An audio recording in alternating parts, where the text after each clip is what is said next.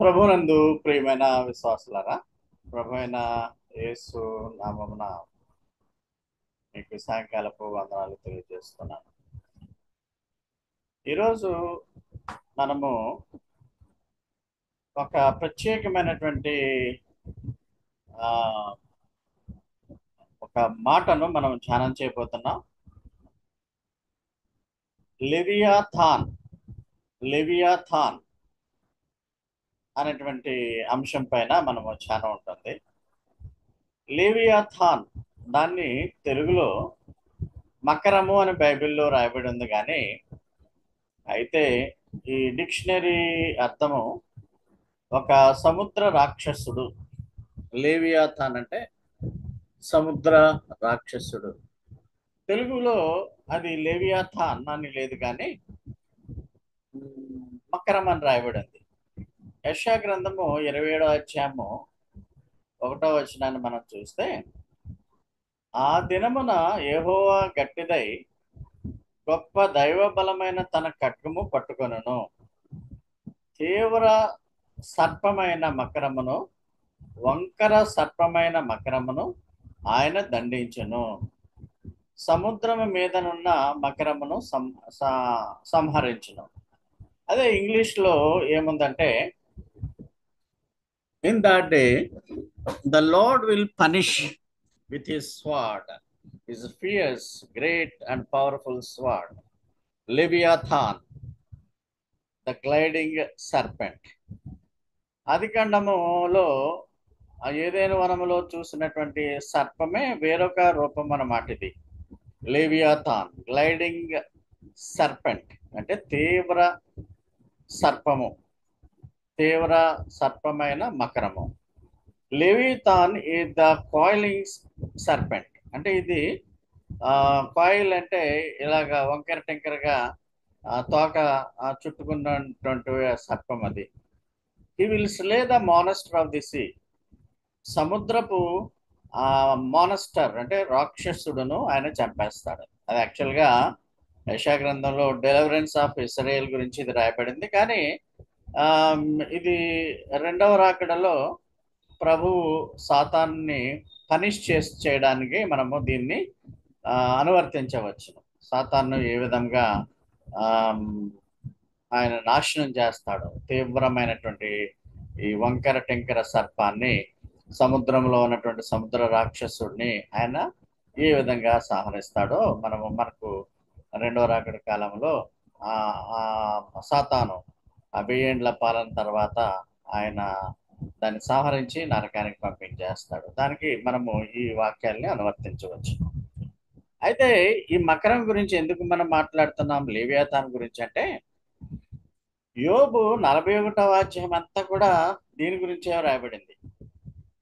ఆ లేవియాథాన్ అంట భయము లేనిదిగా సృజింపబడిందంట. యాక్చువల్గా దేవుడు సృష్టించినటువంటి సృష్టిలో ఒక భాగమే ఈ లేవియాథాన్. ఆ భూమి మీద దాని వంటి ఏదీ లేదు. అంటే లేవియాథాన్ అంట దుష్టుడు ఎవడో లేడు.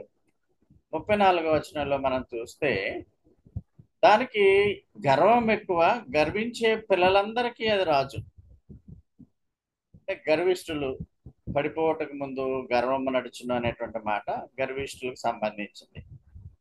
భూమి మీద ఈ లేవియాథానికి సాటి లేరంటే ఎవరో కూడా. భయం లేకుండా అది భయం లేనిదిగా దేవుడు సృష్టించాడట.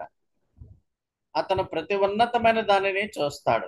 అన్నిటికంటే గొప్ప వ్యక్తిగా వాడు ఈ లోకంలో ఉంటాడు. గర్వించే పిల్లలందరికీ అతను రాజు. ఎందుకు ఈ విధముగా దీని గురించి మాట్లాడవలసి వస్తుందంటే, విశ్వాసులను సహితము వంకర టింకర మార్గములోనికి పడవేసి నిత్య నాశనానికి పంపగలిగేటువంటి గొప్ప సామర్థ్యము దీనికి ఉంది. కాబట్టి ఓ విశ్వాసులారా, ఈ లోకంలో మీరు జీవించినంత కాలము కూడా దేవుని యందు భయభక్తులు కలిగి ఉండి ఆయన నీడలో మీరు బ్రతకండి అనేది ఉపదేశం. ఈవేళ గర్విష్ఠులైనటువంటి మానవులందరికీ కూడా అది రాజుగా ఉంటాడట ఈ లేవియాథాన్. మనుష్య జాతి పైన శక్తి ప్రభావాన్ని ఖచ్చితంగా చూపించగలుగుతుందట. లేవియాతాన్ ఇంత గొప్ప శక్తిమంతుడని దేవుడు వర్ణన చేయడము మనము తప్పుగా అర్థం చేసుకోకూడదు.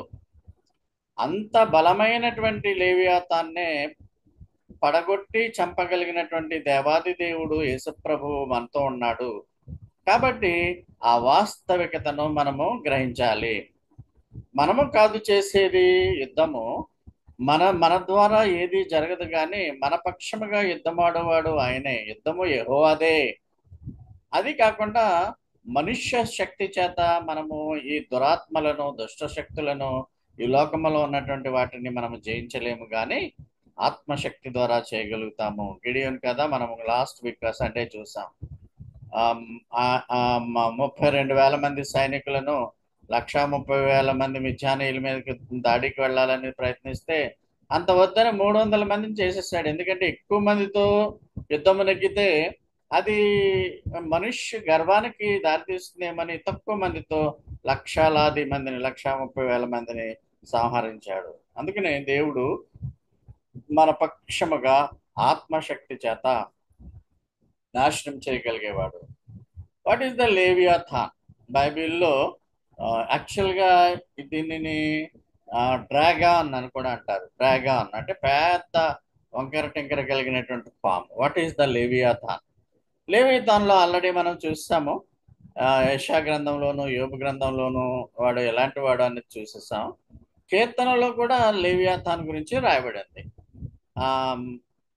13వ వచనము 74:13లో, నీ బలము చేత సముద్రమును పాయలుగా చేసితివి, జలములలో భుజంగముల శిరస్సులను నువ్వు పగలగొట్టితివి.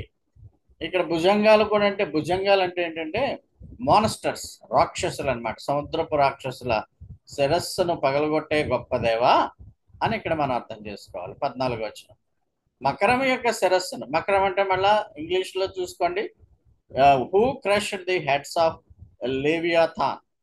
ఈ తెలుగులో మకరం, మకరం అంటే వేరేగా అర్థం చేసుకోకూడదు. మకర జ్యోతి అలాంటి విధానంలో మకరాన్ని అర్థం చేసుకోకూడదు. అంటే మకరము అంటే సముద్రపు రాక్షసుడు లేక లేవియాథాన్. లేవియాథాన్ అంటే సాతానుకు మారుపేరు.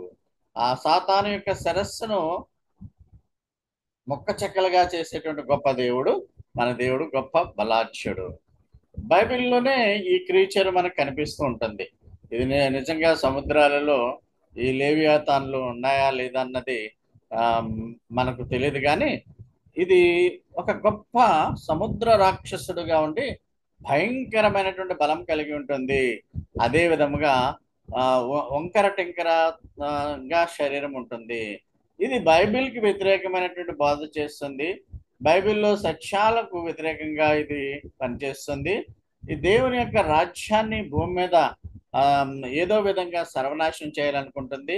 ప్రతి విధమైనటువంటి అన్యాయపు పనికి, ప్రతి విధమైనటువంటి పాపానికి ఈ లేవియాథాన్ ఆత్మే కారణము. ఫర్ ఎగ్జాంపుల్, ఇక్కడ భార్య భర్తలు ఎంతో సంసారం సుఖంగా సాగుతుంది, వారి మధ్య ఒక చిచ్చు పెట్టేస్తారు. దాన్ని ఏమంటారంటే వాళ్ళిద్దరు విడిపోయేటువంటి విధముగా ఈ లేవియాథాన్ స్పిరిట్ వాళ్ళ మధ్య యుద్ధం, దేశాల మధ్య యుద్ధం, జాతుల మధ్య యుద్ధం. మన దేశంలోనే చాలా గొడవలు జరుగుతున్నాయి. కొన్ని చోట్ల క్రైస్తవులను హింసించేస్తున్నారు, కొన్ని చోట్ల చంపివేస్తున్నారు. అదేవిధంగా ప్రపంచవ్యాప్తంగా హింస అనాది కాలంగానే కొనసాగుతుంది. ఈ హింసకు లేవియాథాన్ స్పిరిట్ కారణము, మకరం యొక్క ఆత్మ కారణము. The Satan of the sea, సముద్రపు సాతానుగా ఈ లేవియాథాన్ని మనం చెప్పవచ్చు. ఏదో విధముగా మనుష్యులు సాతానుకు అంటే పాపానికి లొంగిపోయే విధముగా ఈ లేవియాథాన్ భయకంపితులు చేస్తుంది. అయ్యో, మనం ప్రభువుని నమ్ముకున్నాం, ప్రభు రక్తం ద్వారా విడుదల చేయబడ్డాం, ప్రభువే అని జీవిస్తున్నటువంటి మనలను ప్రభు మీకేమీ అవసరంగా ఆసరాగా ఉండడం అనేటువంటి అనుమానం కల్పిస్తూ ఉంటుంది. అదేవిధంగా ఒకవేళ మీకు ఆర్థికంగా బలపడిన అంద సౌందర్యాలు ఉన్న ఒక రకమైనటువంటి అహంకారాన్ని లేవియాథాన్ స్పిరిట్ అంటే స్పిరిట్ ఆఫ్ జెజబేల్ లాంటిది అనమాట ఈ లేవియాథాన్ స్పిరిట్. అలాగే దేవునికి లొంగనటువంటి విధంగా చేసేస్తుంది విశ్వాసం సైతం. కాబట్టి ప్రియులారా, ఇలాంటి ఆత్మలు కూడా దురాత్మలు ఉన్నాయని మీరు గమనించుకొని దురాత్మలకు లొంగవద్దు, పరిశుద్ధాత్మకే మీరు లోబడి ఉండండి.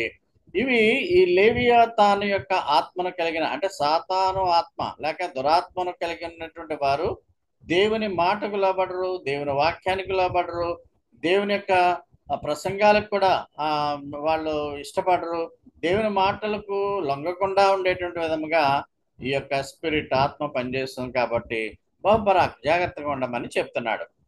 యూదులతో మాట్లాడుతూ యేసు ప్రభువు యోహాను సువార్త 8:44 అంటాడు, you are your father the devil, మీకు తండ్రి దురాత్మ Leviathan, and the desires of your father you want to do. ఆ దురాత్మ లేక మీ తండ్రి అయినటువంటి సాతాను సంబంధికులారా, మీరు దాని పనులు చేయాలని, మీరు దురాశలు నెరవేర్చుకోవాలని ఉన్నారు. వాడు మొదటి నుంచి నరహంతకుడు, సత్యమందు వాడు నిలవడు, వాళ్ళు సత్యమే లేదు, అబద్ధాలు ఆడతాడు, వాడి స్వభావమే అది.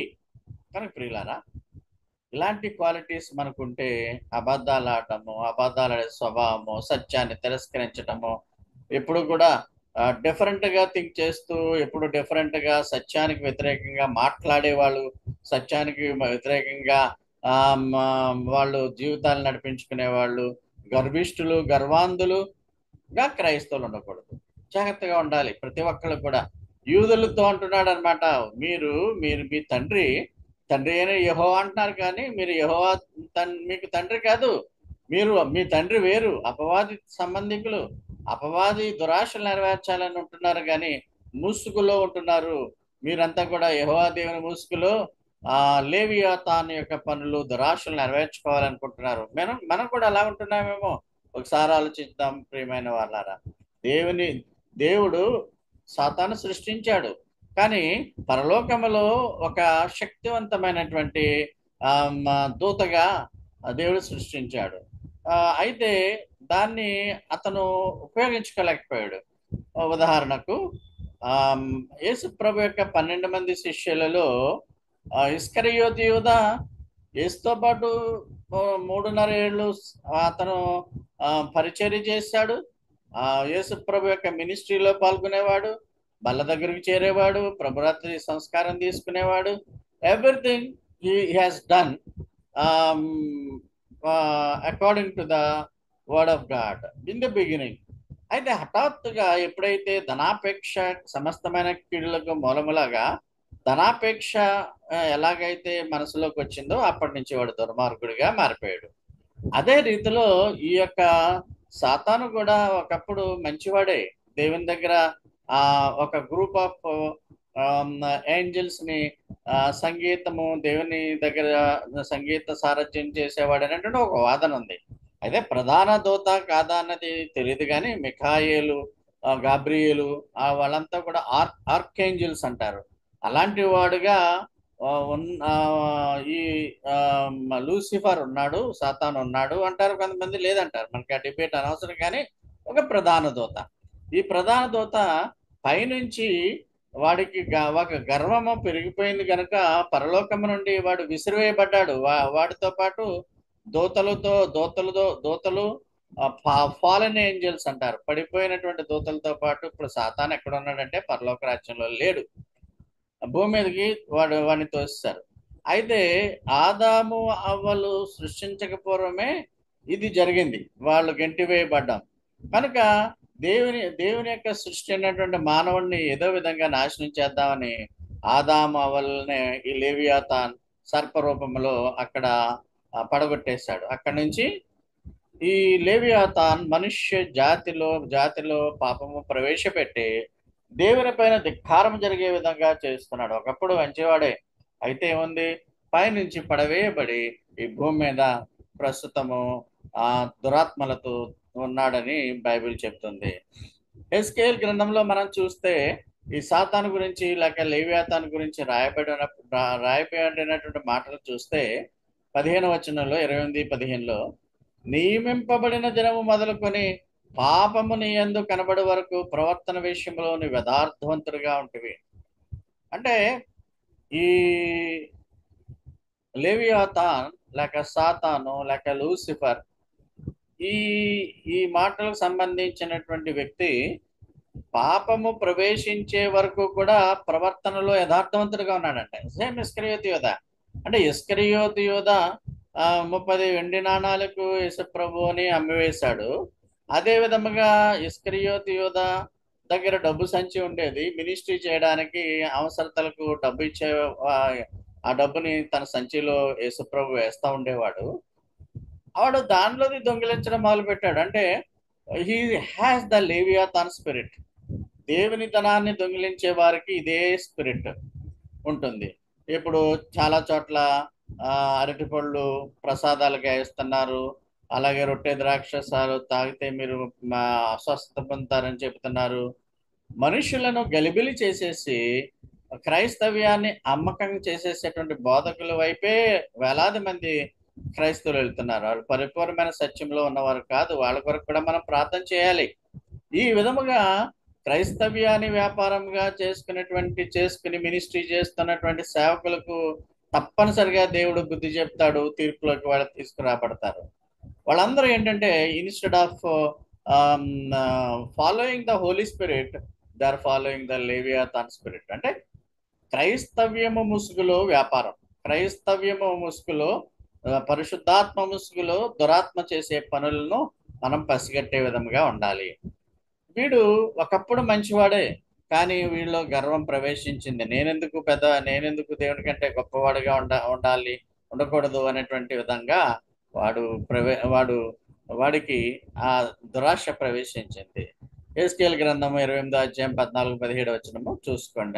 అందమైన వాడు కూడా ఈ సౌందర్యాన్ని చూసుకుని గర్వించాడు. సౌందర్యాన్ని చూసి గర్వించే వాళ్ళందరూ కూడా లేవియాథాన్ స్పిరిట్ ఉంటుంది. కాబట్టి అలాంటి స్పిరిట్ మనకు ఉండకూడదు.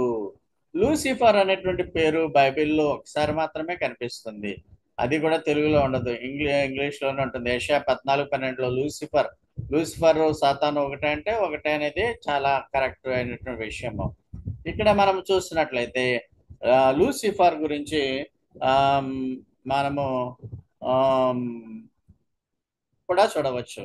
వీడు చాలా బుద్ధిమంతుడిగా ఉండేవాడు.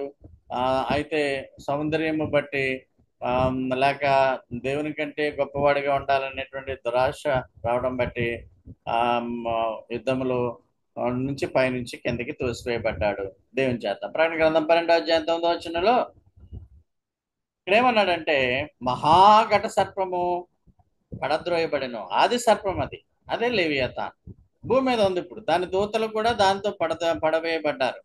యెషయా గ్రంథం 12:14 ఏమి రాయబడి ఉందంటే, తెలుగులో తేజో నక్షత్రమా వేకువ చుక్క, నీ వెట్లు ఆకాశం నుండి పడితివి, జనములను పడగొట్టిన నీవు నేలమట్టం వరకు ఎట్లు నరకబడితివి. ఇక్కడెక్కడ మీకు లూసిఫర్ అని ఉండదు. ఇంగ్లీష్ లో చూస్తే how you are fallen from heaven O Lucifer. ఇది ఒక్క చోట లూసిఫర్, సాతానుకు లూసిఫర్ అనే పర్యాయ ప్రధానం ఈ ఒక్క రెఫరెన్సే ఉంది. సన్ ఆఫ్ ది మార్నింగ్ అంటే ఉదయకాలపు పుత్రుడా అని అర్థం. ఉదయకాలపు పుత్రుడా, ఆ సన్ ఆఫ్ మార్నింగ్ అంటే వేకువ చుక్క అని తెలుగులో తర్జుమా చేయబడింది. How you are cut down to the ground. నేల మీదకి నువ్వు ఎలా పడిపోయావు? ఎంత అత్యున్నతమైన సింహాసనం మీద ఉండే విధంగా నువ్వు పరలోకంలో దేవుని దగ్గర ఆ దేవుని స్తుతిగానాలతో చేసేవాడువే, నీలో నువ్వు ఒక కిందకి పాతాళానికి పడిపోయినట్టు పడిపోయావు. ఎందుకు పడిపోయావు అంటే 13వ వచనంలో, నేను ఆకాశానికి ఎక్కిపోదును, దేవుని నక్షత్రం పైగా నా సింహాసనం అంటే దేవుని సింహాసనం కంటే ఇక్కడ కూడా గర్వమే. అందుకనే గర్విష్ఠులకు తండ్రి, గర్విష్ఠులకు రాజు ఈ లేవియాథాన్. కనుక ప్రియులారా, గర్వము ఏ విషయం మీరు గర్వపడకండి. ద సన్ ఆఫ్ మార్నింగ్, అందగాడు లూసిఫర్, అందం చూసి మోసపోవద్దు. సో అయితే మనము ఈ యొక్క లేవియాథాన్ ఆత్మను కలిగి ఉన్న వారంగా ఒకప్పుడు ఉండేవాళ్ళం. ఒకప్పుడు మనం దేవుని ప్రజలుగా ఉండేవారం కాదు, ఇప్పుడు దేవుని ప్రజలం అయిపోయాం. ఎలాగయ్యాము? యేసుక్రీస్తు ద్వారా, యేసును నమ్ముట ద్వారా, ఆయన రక్తం ద్వారా మన పాపములన్నీ కూడా కడుగుబడి ఉన్నవి. అందుకనే ఎఫెసీయులకు రాసిన పత్రిక 2వ అధ్యాయం 1-3 వరకు చూస్తే, అపరాధముల చేత మీరు చచ్చిపోయారు, పాపముల చేత మీరు చచ్చారు, అంటే నరకానికి పోవాల్సిన వారుగా ఉన్నారు. అంటే లేవియాతాను యొక్క అడుగుజాడల్లో మీరు ఉండేవాళ్ళు. అయితే క్రీస్తు మిమ్మల్ని బతికించాడు. 2, మీరు వాటిని చేయొచ్చు వాయుమండల సంబంధమైన అధిపతిని. అంటే మళ్ళా లేవియాతానే వాయుమండల సంబంధమైన అధిపతిని, అనగా విధేయులైన వారిని ఇప్పుడు ప్రేరేపించే శక్తి అధిపతిని అనుసరించి ప్రపంచ ధర్మము చెప్పిన మునుపు నడుచుకుంటుంది. అంటే మీరు రక్షింపబడకపోవడము, యేసును సంపూర్తిగా మీరు నమ్మకపోవడము, మీరు లోకపు పాపములో ఉంటూ ఆ లోకం యొక్క అధిపతి అయినటువంటి సాతాను, లేవియాతాను యొక్క అడుగుజాడల్లో మీరు ఉంటూ ఉండేవారు. ఒకప్పుడు మీరు మీ యొక్క శరీరాశలు నెరవేర్చుకునేవారు, మీరు కోరికలు నెరవేర్చేవారు. దైవోగ్రతకు మీరు గురి ఉన్నటువంటి వారిగా మిమ్మల్ని ఆయన ఏం చేశాడు అంటే, మిమ్మలను మీ అపరాధంలో మీరు చచ్చిపోయినప్పుడు యేసు ద్వారా మిమ్మలను ఆయన బ్రతికించాడు కనుక దేవునికి స్తుతులు స్తోత్రములు. ఈ లేవియాతాను యొక్క ప్రభావం, సాతాను యొక్క ప్రభావం ప్రపంచ వ్యాప్తముగా ఉంది. మనము దేవునికి చెందిన వారమని మనకు తెలుసు. లోకమంతా దూషణ అధీనంలో ఉందని బైబిల్ చెప్తుంది. ఈ సాతాను లేక లూసిఫర్ లేక లేవియాథాన్ మకరము అంతిమ లక్ష్యం ఏంటంటే దేవుని నాశనం చేద్దాం, కానీ వాడే నాశనం అయిపోతాడు. కనుక దేవుని నాశనం చేయలేడు కాబట్టి దేవుని మనుషులు ఏదో విధంగా దేవుని సృష్టిని నాశనం చేయడానికి ప్రయత్నం చేస్తున్నాడు. మరణానికి అంటే నరకానికి పంపించేయడం ద్వారా వాడు ఎలాగా నరకంలోకి వెళ్తాడు కాబట్టి ఫాలన్ ఏంజల్స్, పడిపోయిన దేవదూతలు కూడా నరకంలోకి పోతారు కాబట్టి రక్షింపబడిన వారిని కూడా తన యొక్క మోసం చేత, దగా చేత, దుష్టత్వం చేత, తన యొక్క ఆత్మ చేత పడగొట్టాలని వాడు చూస్తున్నాడు. కనుక బహుజాగ్రత్తగా ఉండాలి విశ్వాసి. 1 యోహాను 5:19 ఏం రాయబడి ఉందంటే, 18లో మనము దేవుని సంబంధులమని లోకమంతా దృష్టి ఎందున్నదని ఎరుగుతాం. మనం దేవుని సంబంధం, we are the children of God. అయితే లోకమంతా కూడా దుష్టుని చేతిలో ఉంది. అందుకనే మన బిడ్డలు ఎదుగుతున్నప్పుడు, మన బిడ్డలు యవ్వన కాలంలో, చిన్నప్పుడు, మన బిడ్డలు వేరు వేరు ప్రాంతాల్లో విద్యను అభ్యసిస్తున్నప్పుడు, ఉద్యోగాలు చేస్తున్నప్పుడు, వివాహాలు అయిపోయినప్పటికీ వాళ్ళ పిల్లలకి అంటున్నప్పుడు వాళ్ళని కనిపెట్టుకుని వాళ్ళకి ఆధ్యాత్మ జీవితానికి అప్పుడప్పుడు మనం సలహాలు ఇస్తూ ఉండాలి. కారణం ఏంటంటే లోకమంతా కూడా దుష్టుని యందు ఉన్నది, లేవియాతాన్లో ఉంది. ఒక ఆఫీసు, ఒక ఒక ఒక ఒక అధికారము, లేకుంటే ఒక ప్రపంచంలో జరిగేటువంటి యుద్ధాలు, అరాచకాలు అన్నిటిలో కూడా ఈ లూసిఫర్ యొక్క పాత్ర ఉంటుంది. అయితే క్రైస్తవులంగా మనం ఈ లోకంలో జీవించేటప్పుడు చాలా జాగ్రత్తగా జీవించవలసిన వారం. అందుకనే దేవుని యొక్క సహాయము మనం పొందడానికి ప్రయత్నం చేయాలి. చిన్నపిల్లలారా, విగ్రహముల జోలికి పోకుండా జాగ్రత్తగా ఉండండి. సాతాను యొక్క ప్రాథమిక ఉద్దేశం ఏంటంటే మన ఆత్మలో నరకానికి పంపించడం, ఒక అహంకారమైనటువంటి మనస్సు మనలో కలిగించడం, మోసపూరితమైనటువంటి మనస్సు కలిగించడం. అతను రకరకాలైనటువంటి మోసాలు, ద్వేషాలు, కోపము, పోటీలు, విధ్వంసాలు, అధికమైనటువంటి అహంకారాలని, ఇవన్నీ కూడా సాతాను లక్షణాలు, లేవియాతాను లక్షణాలు. మన బిడ్డల్లో, మనలో ఎలాంటి లక్షణాలు ఉండకుండా మనం చూసుకోవాలి, జాగ్రత్త పడాలి. క్రీస్తు యేసుకు కలిగినటువంటి మనస్సును, ఆ వినయము, ఆ సంస్కారము, ఆ విధేయత మన బిడ్డల్లోనూ మనలోనూ ఎల్లవేళలా అది ఉండాలి. ప్రజలు వారు ఆలోచన ప్రక్రియలు కూడా మారిపోయి ఎప్పుడు ప్రతి వాళ్ళు కూడా, విశ్వాసులు కూడా, చర్చిలో సభ్యులు కూడా, పాస్టర్లు కూడా నెగిటివ్ థింకింగ్ లోకి వెళ్ళిపోయారు. ఎందుకంటే ఈ దురాత్మ, జెజబేలు ఆత్మ బాగా ఈ కడవరి కాలంలో ఎక్కువగా అది పనిచేస్తుంది. మానవ హృదయాల్లోనికి ప్రవేశించి దేవుని యొక్క చట్టాలను, దేవుని ఉద్దేశాలను ప్రతిఘటించమని చెబుతూ ఉంటుంది. దేవుడు వాడిని, యేసు ప్రభు సాతాన్ని శిలువ మీదే ఓడించాడు. అయితే అంతిమ ఓటమి 1000 ఏళ్ల పాలన తర్వాత ఉంటుంది. కాబట్టి మనం ఎప్పుడు కూడా ఆ యొక్క సృష్టి మొదలుకొని జరుగుతున్నటువంటి ఈ యొక్క తరతరాలుగా ఉన్న మన రోజుల్లో, దినాల్లో, మన తరంలో మనము నోవాహు వలె నీతిమంతులుగా మనం ఉండాలి. ప్రియమైన వాళ్ళ, మన తరంలో దావీదు అంటాడు, నా తరంలో నేను దేవుని అనుసరించి నడిచానని. అందుకనే దేవుడు అంటాడు, దావీదు హృదయము నా హృదయంతో కలిసి ఉన్నది అన్న విధంగా అంటా ఉంటాడు. కనుక మనము ఏ తరంలో ఉంటే ఆ తరములో దేవుని బిడ్డలుగా మనం చూడాలి. ప్రతి తరంలోనూ కూడా లేవియాతాను ఉంటుంది, దురాత్మ ఉంటుంది, పరిశుద్ధాత్మ ఉంటుంది. అయితే మనము చాలా జాగ్రత్తగా అనుకోగా దేవునికి విధేయులుగా జీవించవలసిన వారమై ఉన్నాము. How to defeat this Leviathan? ఎలాగా దాని ఆలోచనలు మనం ఏ విధంగా, దురాత్మను ఏ విధంగా మనము ఓడించాలి అన్నది ఎఫెసీయులకు రాసిన పత్రిక 6వ అధ్యాయంలో మనం చూస్తున్నాం. ఇప్పుడు మేము 12వ వచనంలో చూస్తే చాలా విచిత్రంగా, మనము శరీరధారులతో యుద్ధం చేయట్లేదు కానీ ఈ లోక సంబంధమైనటువంటి ఆకాశ మండలం మందున దురాత్మల సమూహంతో పోరాడుతున్నాం. Every time there is a conflict in our hearts.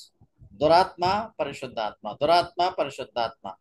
ఏది అప్పర్ హ్యాండ్ లో ఉండాలో మీ యొక్క నైజం బట్టి దేవునికి మీరు సమీపంగా జీవిస్తున్నారా లేదా అన్నది అది డిసైడ్ చేస్తుంది. ఒకవేళ మీరు లేవియాతానికి దగ్గరలో ఆశలు నెరవేర్చుకోవాలని చేస్తున్నారంటే you are under the influence of the spirit of Jezebel, you are under the spirit of Leviathan, you are under the spirit of Lucifer. అయితే దేవునికి భయపడి జీవితాలని మనము జాగ్రత్తగా దేవునికి కృప చెప్పున మనము నడుచుకునే విధంగా ఉంటాయి. You are under the influence of holy spirit of God. దేవుని ఆత్మలోకి మనము ఉన్నవారముగా భయపడుతూ ఈ లోకంలో జీవించాలి. అయితే ఈ దురాత్మలను మనం ఎదిరించడానికి దేవుడిచ్చు సర్వాంగ కవచమును మనం ధరించుకోవాలి. చూడండి, ఇక్కడ మనకి ఈ యొక్క రక్షణ ఆర్మర్ ఆఫ్ గాడ్, దేవుని యొక్క సర్వాంగ కవచాన్ని మనం చూస్తే